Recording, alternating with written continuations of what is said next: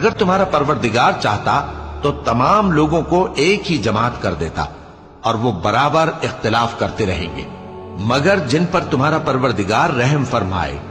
اور اسی لیے اس نے ان کو پیدا کیا ہے، اور تمہارے پروردگار کا قول پورا ہو گیا کہ میں دوزخ کو جنوں اور انسانوں سب سے بھر دوں گا۔ اور اے نبی اور پیغمبروں کے وہ سب حالات جو ہم تم سے بیان کرتے ہیں، ان سے ہم تمہارے دل کو جمائے رکھتے ہیں، اور ان حالات میں تمہارے پاس حق پہنچ گیا، اور یہ مومنوں کے لیے نصیحت اور عبرت ہے۔ اور جو لوگ ایمان نہیں لائے ان سے کہہ دو کہ تم اپنی جگہ عمل کیے جاؤ، ہم اپنی جگہ عمل کیے جاتے ہیں، اور نتیجہ اعمال کا تم بھی انتظار کرو، ہم بھی انتظار کرتے ہیں۔